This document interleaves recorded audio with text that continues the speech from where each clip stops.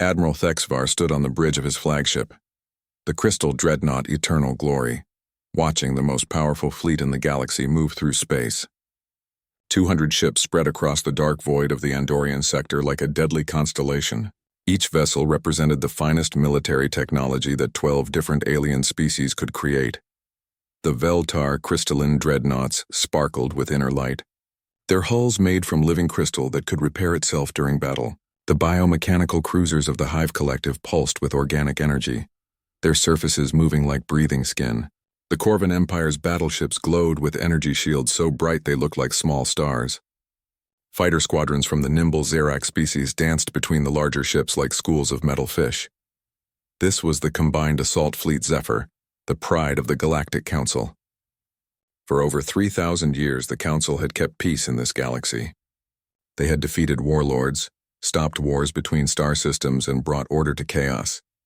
No force in known space could stand against them. Thexvar was old by Veltar standards, his crystal skin showing the deep blue color that came with age and experience. He had commanded fleets for over 2 centuries. He had seen the rise and fall of entire civilizations. In all that time, he had never lost a battle. The other species in the Council respected him, even feared him a little. "Admiral," said his communications officer, a young Veltar whose crystal skin still showed the pale green of youth. "We are receiving the daily reports from all sectors." Thexvar nodded. "Any threats worth noting?" "Nothing significant, sir." Pirates scattered in the Outer Rim, a trade dispute between the Marconian colonies and the hegemony worlds, the usual political noise from the newer species wanting council membership. "What about the quarantine zones?" The officer checked his readings. "All quiet, sir. The Berserker worlds remain contained. The plague systems show no signs of spread, and the human quarantine zone continues to show minimal activity."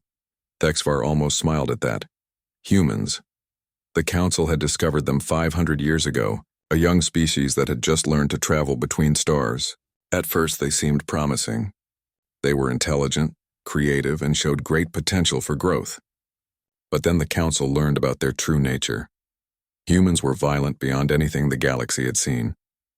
They fought wars over everything, resources, ideas, even things they called religions. They had covered their home planet with weapons powerful enough to destroy all life. When the Council tried to make peaceful contact, the humans responded by building more weapons and threatening to use them. The Council had no choice but to declare Earth and its surrounding systems a quarantine zone. They built monitoring stations at safe distances and watched the humans carefully. The hope was that given time, humans would learn to control their violent nature. Maybe in a few thousand years they could join the galactic community. But that was centuries ago. The monitoring stations rarely reported anything interesting. Sometimes human ships would approach the quarantine boundary, but they always turned back. Most Council species had forgotten about humans entirely. They were just another failed species, locked away until they could prove they belonged among civilized beings. "Sir," the navigation officer called out, "we are approaching the scheduled exercise zone. All ships report ready for combat drills." "Excellent," Thexvar said. "Signal all vessels. We will begin the Omega formation maneuvers in 15 minutes. I want to see perfect coordination." The fleet began to move into position. Thexvar watched with satisfaction as the ships flowed into complex patterns.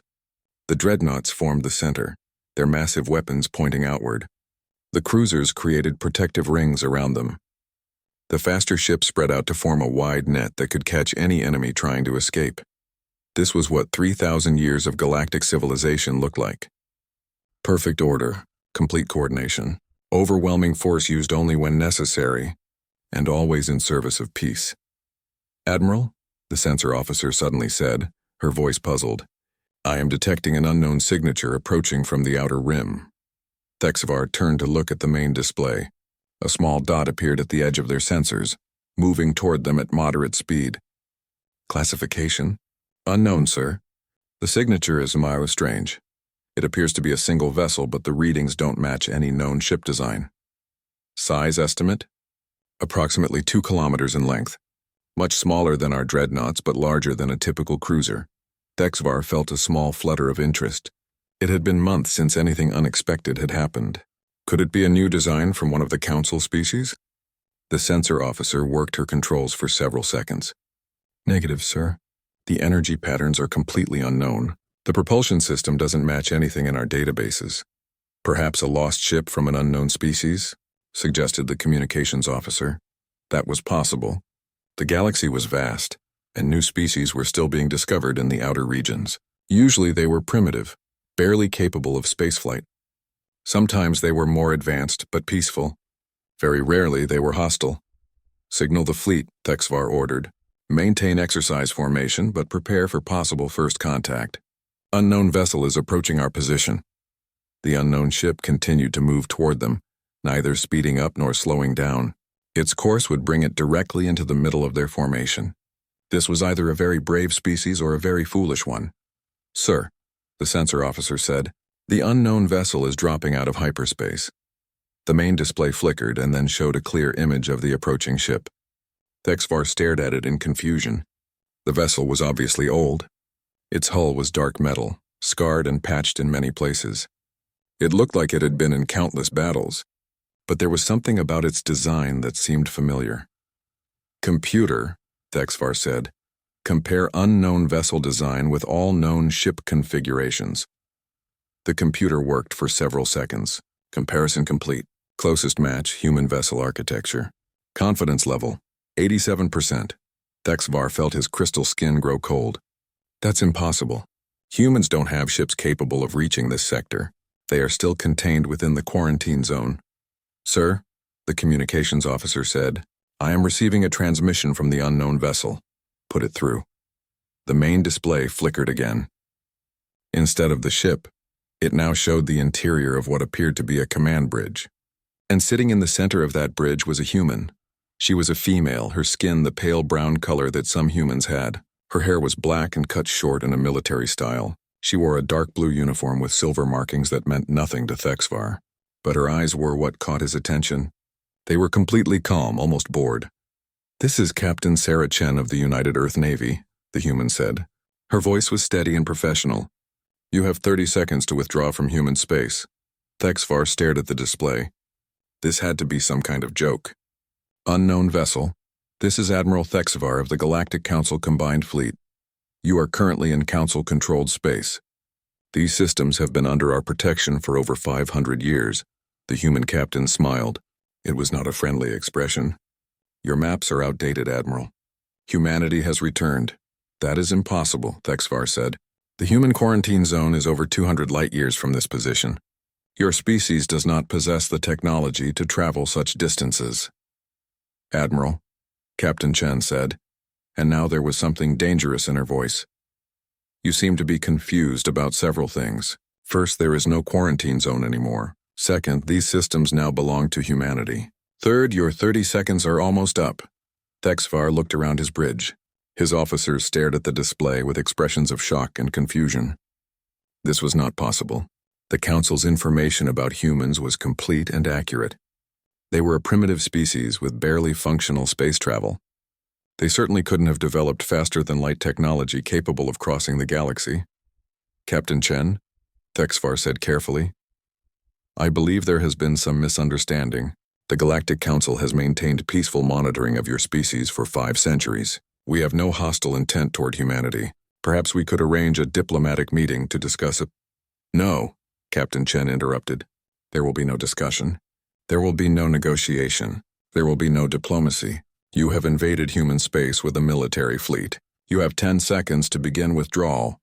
Thexvar felt anger beginning to replace his confusion. He commanded the most powerful fleet in the galaxy. No single ship, regardless of what species built it, could threaten them. This human captain was either insane or playing some elaborate bluff. Captain, you seem to misunderstand your situation. You are one ship facing 200 of the most advanced vessels in the galaxy. I suggest you reconsider your tone. Captain Chen's smile grew wider. Admiral, you seem to misunderstand your situation. You're about to discover what humanity has been doing for the past 500 years. The transmission ended. The display showed only empty space where the human ship had been.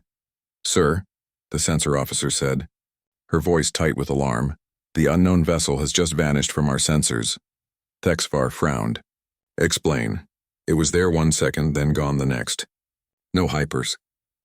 The human battleship appeared in the middle of Thexvar's formation like a ghost, materializing from another dimension. One moment the space was empty. The next moment, a 2-kilometer vessel sat among his ships as if it had always been there. Captain Chen's ship was not what Thexvar had expected. The hull was dark gray metal, scarred and patched from countless battles. It looked ancient, like something from the early days of space travel. But as Thexvar watched, he began to notice details that made his crystal skin crawl with unease. The ship's weapons were unlike anything in the Council databases. Instead of the energy projectors and missile tubes he recognized, the human vessel bristled with devices that seemed to bend space around them. Strange geometric patterns covered the hull, glowing with soft blue light. The ship's engines produced no visible exhaust, yet it moved through space with impossible precision. "Admiral," the sensor officer called out, her voice shaking. "I am reading energy signatures from the human vessel that don't make sense. The power output is, sir, it's reading higher than our entire fleet combined." Thexvar stared at the tactical display. That was impossible. His fleet contained 12 dreadnoughts, each one a mobile fortress capable of destroying entire planets. The combined power of the Galactic Council's finest warships should dwarf any single vessel. "Check your instruments," he ordered. "There must be an error." "Sir, I've run the scan 3 times. The readings are consistent. That ship is generating more power than should be physically possible for something its size." On the display, the human vessel began to move. It didn't accelerate like normal ships. It simply started moving at a speed that should have torn it apart from the forces involved. It flowed between Thexvar's ships like water, avoiding their positions with movements too precise to be possible. "All ships," Thexvar broadcast. "The hostile is moving through our formation. Adjust targeting and fire at will." The nearest vessels opened fire immediately. Energy beams from the Veltar dreadnoughts lanced out, each one capable of melting mountains. Plasma missiles from the Corvin battleship streaked toward the human ship, their warheads designed to burn through any known armor. The biomechanical cruisers of the Hive Collective released swarms of organic fighters that moved like living creatures. Every weapon missed. The human ship moved through the incoming fire like it was dancing. It twisted and turned in ways that violated basic physics, avoiding attacks that should have been impossible to dodge. Missiles that tracked their targets with perfect accuracy somehow curved away at the last second. Energy beams that traveled at light speed arrived to find empty space where the ship had been microseconds before. "How is it doing that?" Thexvar demanded. "Sir," the science officer said, his voice filled with wonder and fear, "I believe the human ship is manipulating space-time itself. It's not just moving fast. It's changing the shape of space around it to avoid our weapons." Thexvar felt cold spreading through his crystal body. Space-time manipulation was theoretical technology.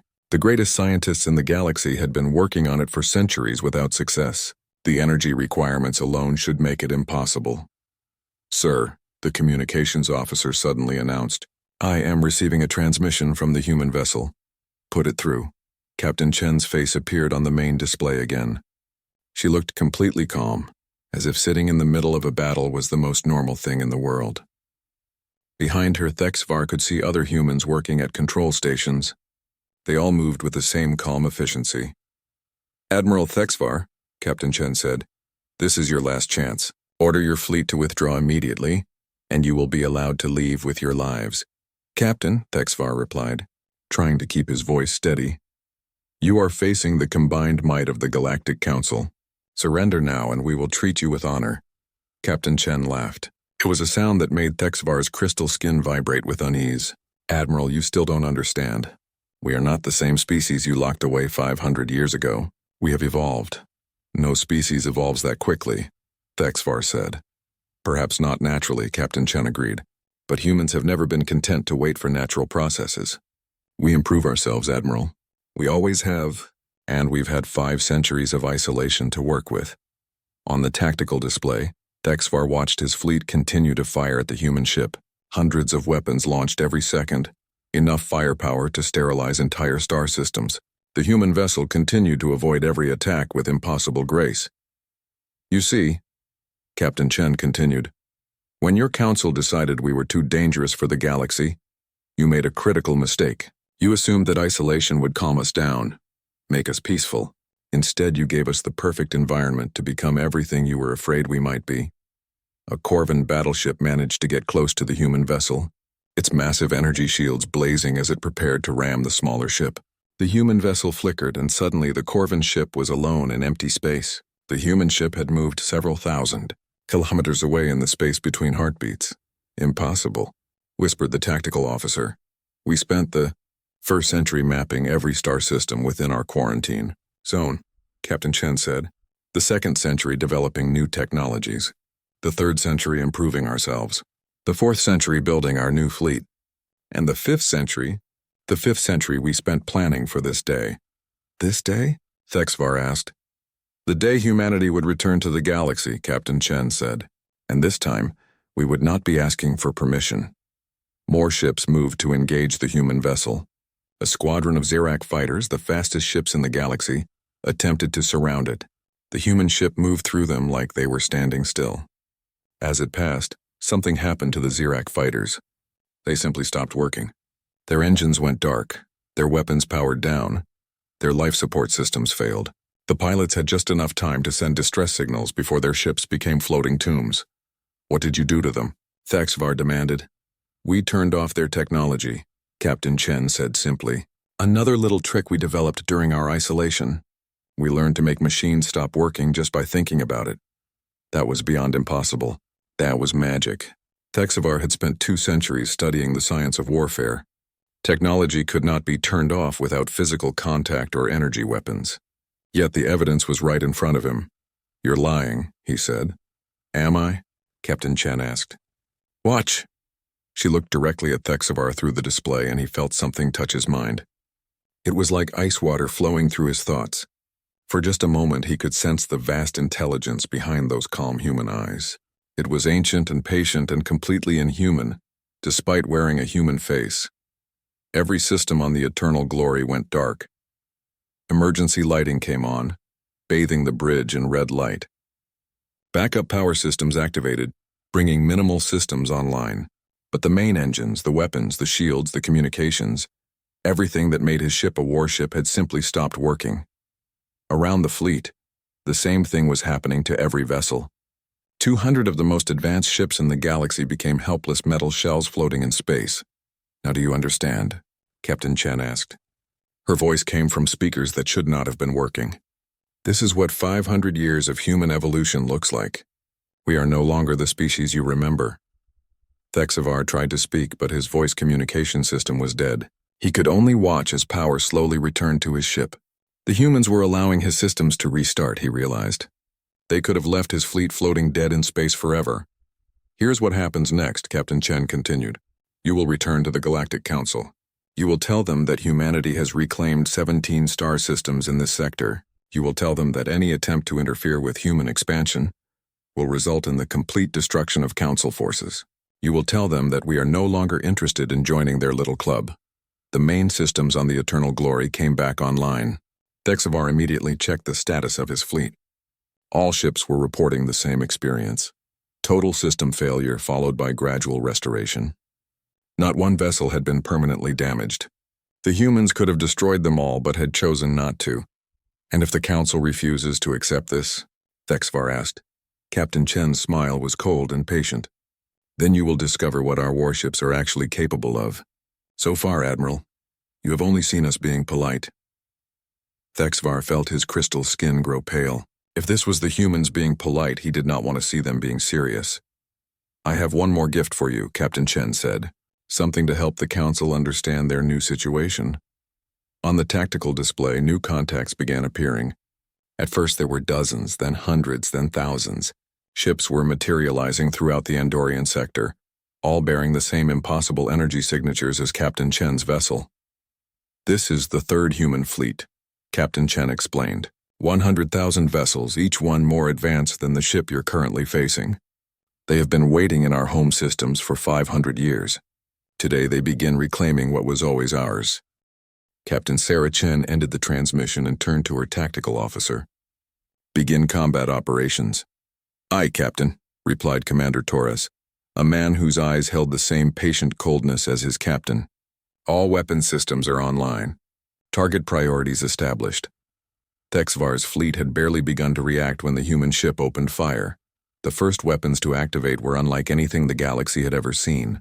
From the front of the human vessel, space itself began to twist. Reality warped around 3 Veltar dreadnoughts, and suddenly the massive ships were crushed into points of impossible density. Their crystal hulls, designed to withstand planet-killing forces, cracked and shattered as gravity itself turned against them. The ships collapsed into tiny singularities that flickered and died, taking their crews with them.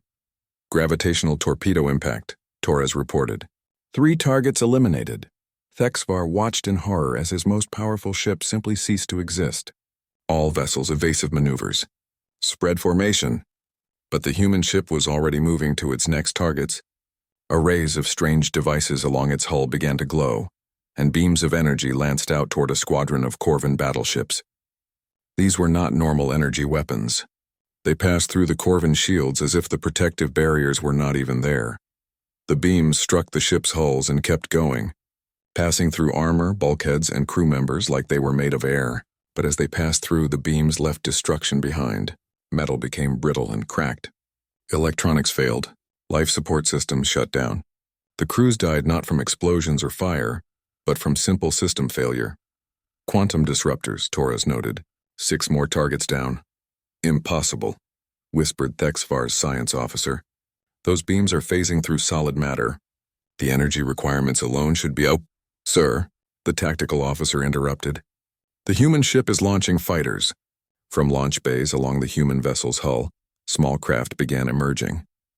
But these were not fighters in any sense that the galaxy understood.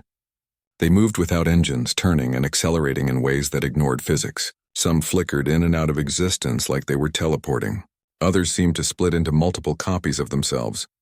The Zerak fighter squadrons, the fastest and most agile ships in the galaxy, moved to intercept. They opened fire with their rapid pulse energy weapons, filling space with deadly light.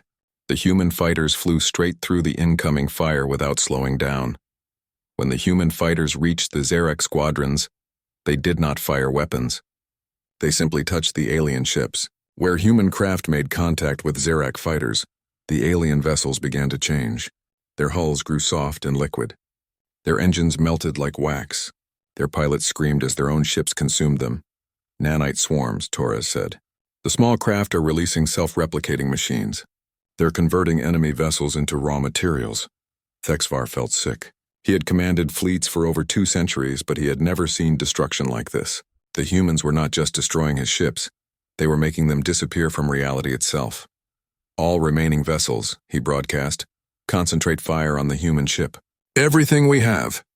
The surviving ships of his fleet, barely half of the original 200, turned all their weapons toward the human vessel. Energy beams, plasma cannons, kinetic missiles, and exotic weapons filled the space around Captain Chen's ship. Enough firepower to destroy continents struck the human vessel at once. The human ship's shields absorbed it all, but these were not normal energy shields like the Corvan used. The human protective barrier was a sphere of twisted space that surrounded their vessel. When weapons struck it, they simply stopped. Energy beams froze in place like solid objects. Missiles hung motionless in space. Even the fastest projectiles came to a complete halt when they touched the human ship's defenses. Temporal distortion field, Torres explained to his captain. All incoming attacks are being frozen in time. Captain Chen nodded. Release them. Torres pressed a control and suddenly all the frozen weapons moved again. But instead of continuing toward the human ship, they reversed direction and flew back toward the fleet that had fired them. Every energy beam, every missile, every exotic weapon struck the ships that had launched them. Thexvar watched in disbelief as his own fleet's weapons destroyed his own ships. The humans had turned their attacks back on them without even trying. Sir, his communications officer said, her voice barely a whisper, we've lost over half the fleet. The remaining ships are requesting permission to retreat. Granted, Thexvar said immediately. All ships withdraw at maximum speed. But as the surviving vessels tried to flee, they found their escape routes blocked. The human ship moved to intercept them, but not in any way that made sense. It did not travel from point A to point B. It simply appeared wherever it needed to be, as if distance meant nothing to it. Ships trying to flee to the left found the human vessel already waiting for them. Ships trying to escape to the right discovered it blocking their path. Ships attempting to jump to hyperspace found that their faster-than-light drives would not function. The human ship was somehow preventing them from leaving normal space. "How many weapons does that thing have?" the tactical officer asked. As if in answer to his question, new devices began emerging from the human ship's hull. These looked like nothing in any database. Geometric shapes that hurt to look at, surfaces that seemed to fold in on themselves, structures that appeared to exist in more dimensions than the three everyone knew about. The new weapons fired, and reality began to break down. Where the beams struck Thexvar's ships, the vessels began to exist in multiple states at once. The same ship appeared to be intact and destroyed, present and absent, real and imaginary. Crews reported being alive and dead simultaneously. Navigation systems showed ships in dozens of different locations at the same time. Probability weapons, Torres noted, were causing the enemy vessels to exist in quantum superposition. They cannot maintain coherent reality. The affected ships began to flicker like bad video transmissions. Some disappeared entirely. Others split into multiple copies that immediately began fighting each other. A few turned inside out, revealing their interiors to space while somehow keeping their crews alive in the vacuum. "What are you?" Thexvar whispered. As if she had heard him across the empty space between ships, Captain Chen's voice filled his bridge again. "We are what you made us, Admiral. 500 years ago, your council decided we were too dangerous to be allowed into the galaxy, so we spent 5 centuries becoming everything you were afraid we might be." Another wave of weapons fire from the human ships swept through the fleet. This time, the beams did not destroy the ships they hit. Instead, they changed them. Veltar crystal hulls became organic matter. Corvin energy systems turned into primitive chemical rockets. Hive collective bioships became simple metal and plastic. "Evolutionary regression beams," Torres reported. "Enemy technology is being reduced to earlier developmental stages. We learned to manipulate matter," Captain Chen continued. "We learned to control energy. We learned to twist space and time. We learned to edit reality itself. And most importantly, we learned to improve ourselves." On his screen, Thexvar could see the human bridge, but now he noticed details he had missed before. Captain Chen's skin had a faint metallic sheen. Her eyes reflected light like mirrors. When she moved, it was with a precision that no biological being should possess. The other humans on the bridge showed similar changes. Some had skin that looked like living metal. Others had eyes that glowed with inner light. One officer had arms that split into multiple smaller limbs when he needed to operate several controls at once. "You're not human anymore," Thexvar said. "We are more human than we have ever been," Captain Chen replied. "We kept what made us strong and improved everything else. We combined our biology with our technology. We enhanced our minds with quantum processors. We replaced our limitations with capabilities you cannot even imagine." The human ship moved through the remnants of Thexvar's fleet like a predator among prey. Ships that tried to hide behind asteroids found their cover turned to dust. Vessels that attempted to power down and play dead were dragged back into the battle by invisible forces. Every attempt to escape or survive failed. "This is what 500 years of human ingenuity looks like when we are not held back by galactic law," Captain Chen said. "We have become apex predators, Admiral, and your species are no longer at the top of the food chain." Thexvar looked at his tactical display. Of his original 200 ships, fewer than 20 remained functional. The rest were destroyed, disabled, or transformed into something unrecognizable. His fleet, the pride of the Galactic Council, had been defeated by a single vessel in less than 4 minutes. "Please," he said, "my crews. They are soldiers following orders. They do not deserve to die for the Council's decisions." Captain Chen considered this for a moment. "You are correct. The individual soldiers are not responsible for their government's choices. Very well. I will allow some of you to survive so that you can deliver a message." The human ship's weapons powered down.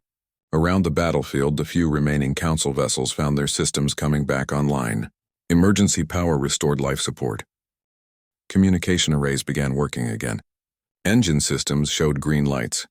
"You have been spared for one reason."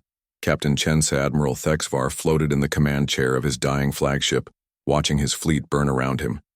The bridge lights flickered with unstable power. Emergency alarms wailed continuously. Through the main viewport, he could see the twisted remains of ships that had been the pride of their respective civilizations just minutes before. The Veltar dreadnought Crystal Majesty drifted past. Its living crystal hull cracked and bleeding light. The biomechanical cruiser Hive Mother spun slowly. its organic systems failing as green fluid leaked from hull breaches. A Corvan battleship hung motionless, its energy shields flickering like a dying star. "Damage report," Thexvar said, his voice hoarse. "Sir," the tactical officer replied, "we have lost primary weapons. Main engines are at 12%. Life support is failing on decks 7 through 15. Hull breaches on multiple levels. And the fleet." The officer's hands shook as he worked his controls. 18 ships still responding, sir. The rest are... He couldn't finish the sentence. Destroyed. Transformed. Erased from existence. The human ship had used weapons that should not exist against targets that should have been impossible to defeat. In 4 minutes, Captain Chen had reduced the Galactic Council's greatest military achievement to floating scrap. "Sir," the communications officer called out, "I'm receiving distress signals from across the fleet. The Corvan ship Stellar Flame is requesting immediate medical assistance. The Xerac vessel Wind Dancer reports catastrophic system failures.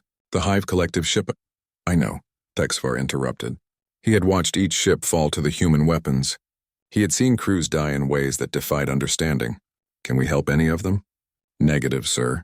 We barely have enough power to keep ourselves alive." Thexvar closed his eyes. In 2 centuries of command, he had never lost a battle. He had defeated pirates, conquered rebel worlds, and brought order to chaotic systems. He was considered one of the finest military minds in the galaxy, and he had been completely helpless against a single human ship. "Admiral," the science officer said quietly, "I've been analyzing the weapon signatures from the human vessel. The energy patterns don't match anything in our databases. Some of the technologies they used shouldn't be theoretically possible." "Explain." The science officer pulled up holographic displays showing weapon analysis. The gravitational torpedoes required the ability to create artificial black holes and control them precisely. The quantum disruptors passed through solid matter by existing in multiple dimensions simultaneously. The nanite swarm showed intelligence levels beyond anything we've achieved in artificial systems. Thexvar studied the data. Each weapon system represented centuries of theoretical research turned into practical application. How long would it take our best scientists to develop technology like this? "Sir, some of these concepts are completely unknown to us. We would need thousands of years just to understand the basic principles, and they developed it all in 500 years. "That's what doesn't make sense," the science officer said. "No species evolves technology that quickly. Even with focused research, the advancement curve should be gradual. What the humans have accomplished should be impossible."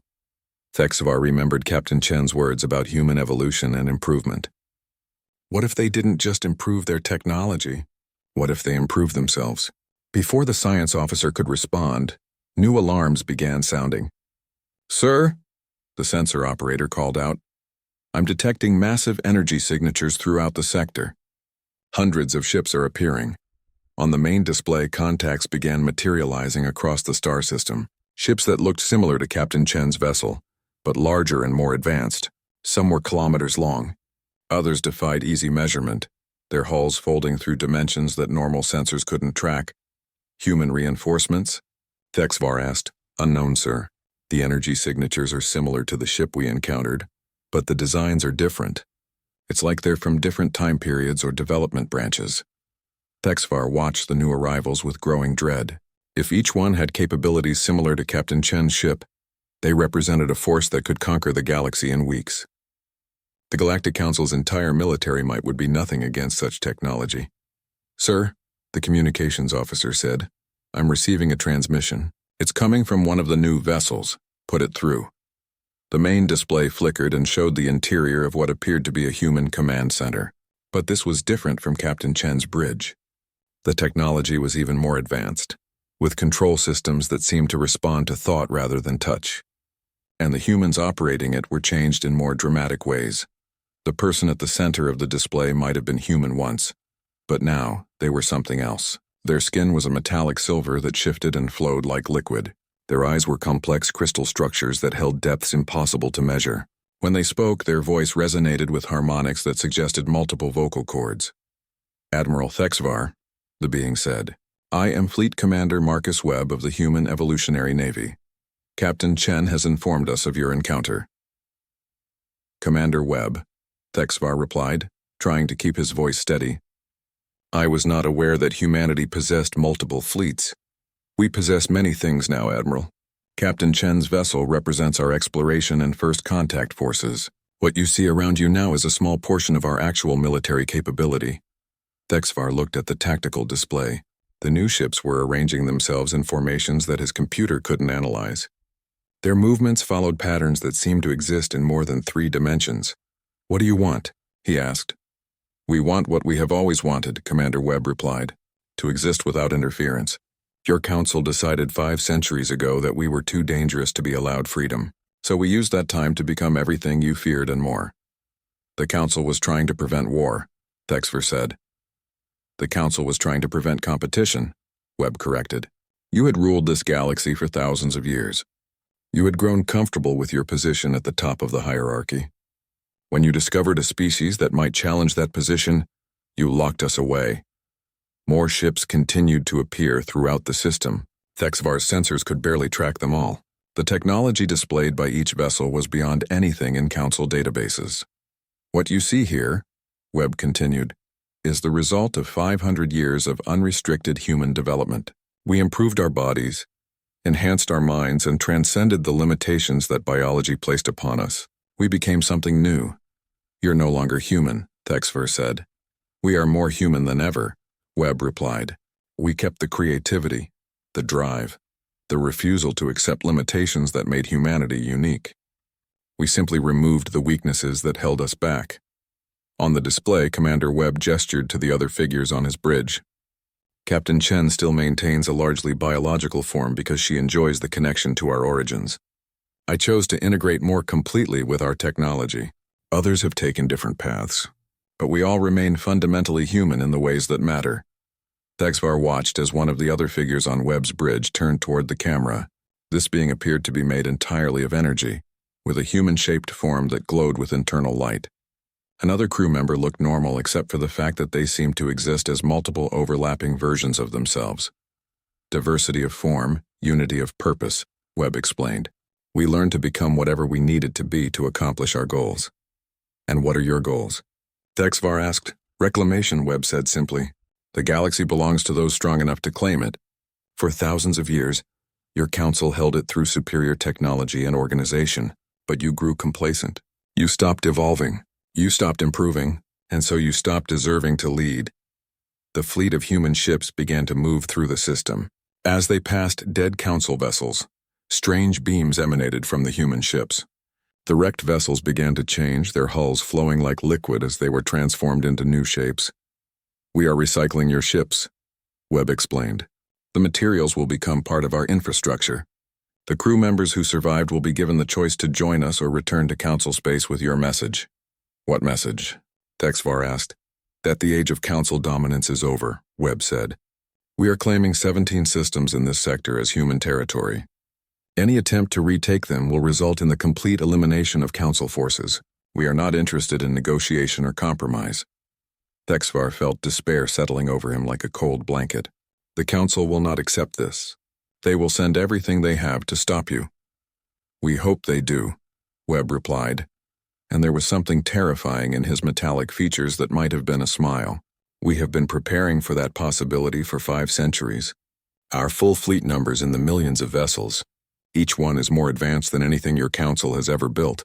"Millions?" Thexvar whispered.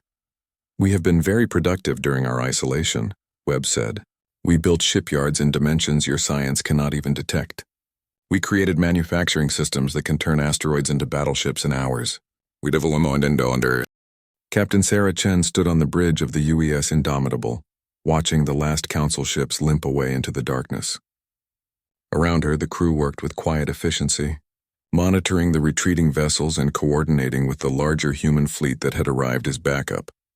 "Captain," Commander Torres said, "the surviving council ships are clear of the system. Long-range sensors show them heading directly for council central space." "Good," Chen replied. "Make sure they reach their destination safely. We need them to deliver our message intact." Through the main viewport, she could see the massive shapes of human dreadnoughts and carriers moving through the star system. These were the real warships of the human evolutionary navy, vessels that made her exploration ship look like a small scout craft. Each one represented technologies that the council could not even begin to understand. Fleet Commander Webb sends his compliments, the communications officer reported. The 7th Fleet will maintain position in this system, while advance elements begin claiming the remaining target systems. Chen nodded. Signal the Fleet Commander that first contact protocols were successful. Council forces responded exactly as predicted. She had known from the moment she detected Thexavar's fleet that this encounter would go only one way. The Council species had grown comfortable with their position as the galaxy's dominant powers. They had forgotten what it meant to face a truly dangerous opponent. 5 centuries of peace had made them soft. "Captain," the science officer said, "I'm detecting incoming transmissions from the other target systems. Human forces are reporting successful operations across the sector." Chen called up a tactical display of the entire sector. Green icons showed human forces taking control of star systems that had been under Council rule for centuries. Not a single engagement had lasted longer than 10 minutes. Most had ended in less than 5. "Resistance levels?" she asked. "Minimal to none," the science officer replied. Most Council forces surrendered immediately after witnessing human capabilities. A few attempted to fight and were quickly disabled. No human casualties reported. It was exactly what Chen had expected. The Council species had built their entire military doctrine around fighting opponents with similar technology levels. They had no experience dealing with an enemy that was centuries ahead of them in every area of development. "Begin Phase 2 operations," Chen ordered. "Signal all human forces to commence infrastructure development. I want full military bases operational in every claimed system within 1 month." "Aye, Captain," Torres replied. "Construction fleets are already moving into position." Chen walked to the main viewport and looked out at the stars. Somewhere out there, Admiral Thexavar was racing back to Council space with news that would change the galaxy forever. She almost felt sorry for him. He had been a competent commander by Council standards, but he had been completely unprepared for what humanity had become. "Computer," she said, "open a recording for transmission to all human forces." "Recording active," the ship's AI replied in a voice that carried hints of human warmth despite its artificial nature. "This is Captain Sarah Chen of the UES. Indomitable," she began. "At 1400 hours standard time, human forces successfully reclaimed the first 17 systems of our expansion plan. Council forces offered token resistance before withdrawing. First contact protocols have been completed successfully." She paused, choosing her words carefully. This message would be heard by millions of humans across dozens of star systems, and it needed to capture the significance of what had just happened.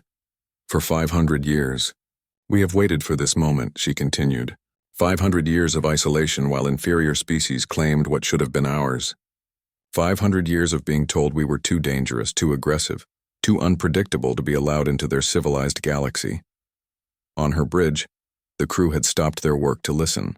Some of them had been alive during the early years of the quarantine. Others had been born in the hidden shipyards and research stations that humanity had built in the dark spaces between stars. All of them had grown up knowing that someday they would reclaim their place in the galaxy. "Today we proved that they were right to be afraid of us," Chen said. "Not because we are violent or unpredictable, but because we are everything they could never be. We are adaptable. We are innovative. We refuse to accept limitations that others consider natural law." She gestured toward the viewport, where human ships continued to move through the system like predators claiming new territory. "We spent 5 centuries becoming the apex species in this galaxy," she said. "We enhanced our bodies, expanded our minds, and transcended the boundaries that once constrained us. We built technologies that reshape reality itself. We created artificial intelligences that can design new weapons in microseconds. We learned to manipulate space and time as easily as our ancestors manipulated metal and stone." The recording would be transmitted to every human settlement, every research station, every hidden fleet base that humanity had constructed during their exile. It would be heard by beings who had once been human, but had chosen to become something more. It would be heard by artificial intelligences that had been created in humanity's image but had evolved beyond their creators' wildest dreams. The Council species ruled this galaxy for thousands of years because they were stronger than anyone else, Chen continued. They believed that strength came from superior technology and overwhelming numbers. They were wrong. True strength comes from the willingness to change, to improve, to become whatever you need to be to achieve your goals. She thought about the conversation she had just had with Admiral Thexvar, the confusion in his voice when he realized that his weapons were useless, the horror when he understood that his mighty fleet was helpless against a single human ship, the despair when he learned that what he had faced was not even close to humanity's full capabilities. Today marks the beginning of a new age, Chen said, an age where humanity will take its rightful place as the dominant species in this galaxy. We will expand into every system we choose. We will build whatever we need. We will become whatever we must. And we will never again allow inferior species to dictate our place in the universe. The bridge was completely silent now. Even the background hum of the ship's systems seemed muted, as if the vessel itself was listening to her words. To the Council species who will undoubtedly hear this message, Chen said, her voice growing colder, we want you to understand something very clearly. We are not the same humans you locked away 5 centuries ago. We have evolved beyond your worst nightmares. We have become the monsters you always claimed we were. She paused, letting that sink in. But we are not unreasonable monsters. She continued, we do not seek to destroy you or conquer your worlds. We simply want what was always ours by right, the freedom to expand and grow without interference from species too weak to compete with us.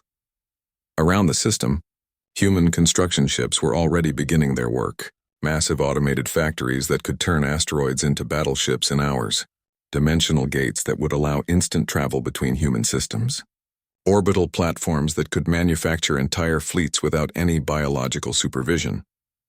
Stay out of our way, Chen said, and you can continue to exist in whatever systems we choose not to claim.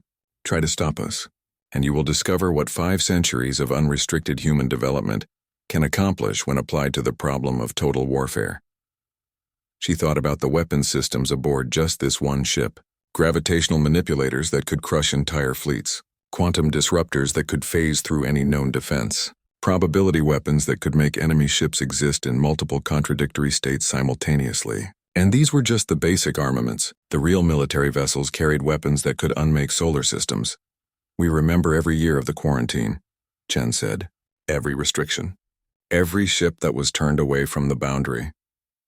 Every opportunity that was denied to us. We have spent 5 centuries planning what we would do when we returned. Today that planning begins to bear fruit. The message was almost complete, but Chen wanted to end with something that would drive home the new reality to anyone listening. To any species considering resistance, she said, remember what happened to the combined assault fleet Zephyr. 200 of the Council's finest ships, destroyed or disabled by one human exploration vessel in 4 minutes and 12 seconds. That fleet represented the pinnacle of galactic military technology. It was nothing compared to what we can deploy when we choose to be serious. Chen moved back to her command chair and sat down, looking out at the stars that would soon belong to humanity. This is the dawn of the human age, she said.